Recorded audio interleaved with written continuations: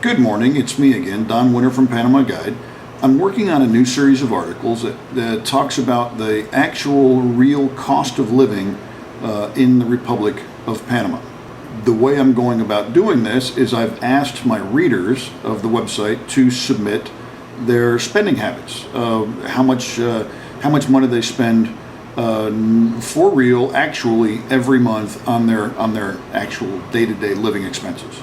I asked people to let me know how much they spent on big ticket items as part of their move. So if someone bought a house, bought a car, did some remodeling, some people bought property and then built a house, just to give an idea of how much money it costs in bulk if someone's got cash to make a move. Some people don't go that route. They don't make any big investment at all on the way down. They come down here and rent an apartment, for example, without a big capital investment on the way in. Now, with this survey, I'm focusing on the actual day-to-day living expenses. What does it cost for you to get by? For utilities, electricity, cable TV, cell phones, fuel, insurance for your car or for your home, taxes, food, dining out expenses. I'm asking people to give me their real month-to-month expenses and what it costs them to get by. Now, what I'm trying to keep to one side is discretional spending. There's one guy that was great. He said, "Hey, listen, I get a check for $2,500 every month, but I spend about $1,000 on my cost of living, and then I blow the other $1,500 on chicks and casinos and booze, which is perfectly fine." But the point is that the guy his cost of living is $1,000, and then he blows the other $1,500 on discretional spending. That's great, good for him, but it's not his cost of living. That's discretional spending. Now, of course, with that kind of spending, there's no limit. If you're making $10,000 a month, if you want, you can blow it all. Yeah, but that's not what it costs you to live in this country. Now, this is an important thing. This is one of the first questions that most people have when they're considering moving to Panama. What is it going to cost me to live in this country? The range, and the other thing that I'm doing too is I'm asking people how many people are in your household, how many people live under your roof, and then adding up the total expenses and then dividing the total expenses per person. So if a guy is living alone, then of course all of his expenses go to his cost of living. If it's a couple, for example, then there's the whole cost of living divided by 2. And then for example, like a family of 5, you have a larger family, you have more expenses, so add up all of the expenses and then divide it by 5. And then what you get is an average cost of living per person per month. And so far I've gotten input from about 17 families. I forget if the number is 17 or 15 or what the number is. 31 individuals in different kinds of groups and arrangements with big differences in how much money people spent to come down, how much they spent on cars or apartments or whatever, and then their cost of living goes within a range per month per person. The average cost of living, and now I've done 2 of these things so far. I've done the first and the second installments. There's been 3 articles. The first one was asking for a call for information, asking people to respond. And then now I'm doing, every time I get about 5 to 7 inputs, I'm going to do another update to keep it going. But after the first 2 installments, by taking all of this data, adding it all up, and then crunching it down and getting an average, the average cost of living is working out to about $1,025 per person per month. Now, that cost is driven down, for example, if you have some money to buy a house or an apartment. So you don't have a monthly rental fee or a monthly mortgage fee if you own your apartment. So that's obviously an advantage. If you can spend some money going in, that keeps down your monthly cost of living. The same thing goes for purchasing a vehicle. If you can spend whatever you're going to spend, $10,000 or $15,000 or $20,000 to buy a vehicle cash outright, now you don't have a monthly expense to pay for a car payment. So that keeps your monthly expenses lower as well. There are so many different variables. There are so many different ways that people choose to live that it's practically impossible to come down with a right answer, a bottom line answer. Really, the only thing, every time we go around the flagpole on this discussion, it always comes down to, well, it depends on how you choose to live and what are all these different factors. So it only makes sense to present all of these different situations, all of these different family situations for the different ways that people are living, to take that information, crunch it down and present it and say, here are some examples of what people are doing. And then you can see for yourself, okay, well, I can choose with my situation that I know I'm going to be buying a house or buying a car or renting or whatever. So I'll be able to figure out more or less what my expenses are going to be. Or one of the differences, for example, is the cost for electricity. Those of us that are down at sea level tend to spend more on electricity for air conditioning.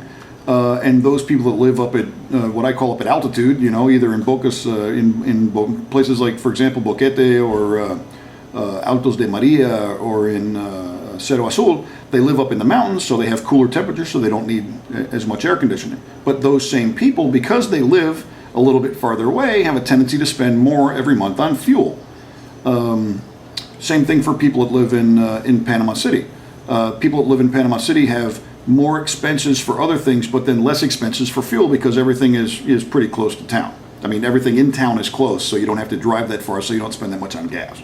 Anyway, well, that's the bottom line is that there are too many variables to come up with a one right answer or one bottom line number, and this exercise of bringing in the data, crunching the numbers, and then coming up with an average, and then presenting each and every case so that anybody who's interested can go and look through and read them and figure it out for themselves that, okay, in my situation, this is what I expect to be able to get by on. I hope you find this series of articles to be useful and educational, and that maybe it will help you to prepare for your own move to Panama.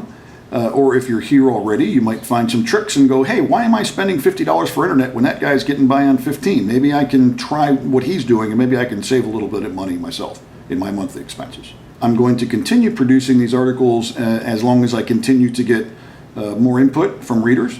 And we'll see. I don't know if it's going to be 3, 4, 5 or whatever. But, when I get more input from people, then I will crunch that in and make it the second. I've already done the first and second installments. I'm going to do the third, fourth, or fifth, or what have you. And I suspect that pretty soon I'm going to level out and basically come down to a pretty much standard understanding of what the cost of living in Panama is. And at that point, I'll stop doing it. If you live here in Panama, and if you look at these articles and you see the cost of living for these different people that have presented their information.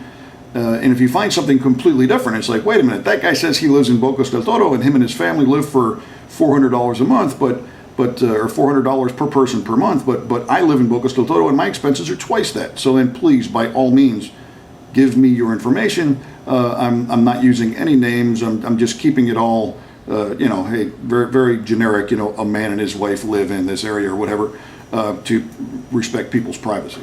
So if you see big differences in what your cost of what you perceive to be your cost of living, and the way that you choose to live your life here in Panama and the way you spend money in Panama, and if you don't feel like your situation is adequately represented, then by all means, please send it in. At the same time, the more data the more information and the more data that I get on the different ways that people live their lives, then it confirms what I'm reporting. So if you see something and you go, hey, that guy is really close to what I'm doing, then please, by all means, send me information as well, and then I will use that, and it will further confirm and validate and support the results of this study. Anyway, I think this stuff is really interesting and valuable. And I hope you do so too. Thanks for taking the time to watch this video. Please take a look at the articles. I believe that I'm going to put links to the articles down here below on the YouTube channel. And please check them out. Provide comments.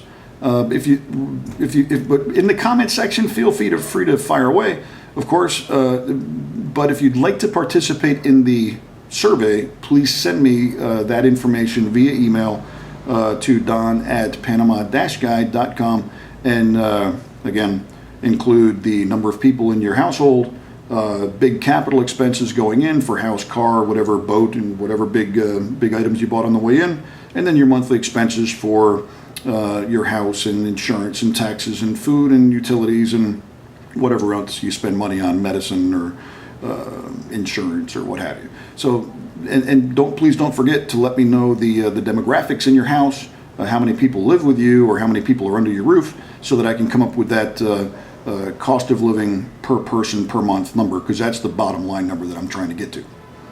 Okay, once again, thank you very much and have a great day.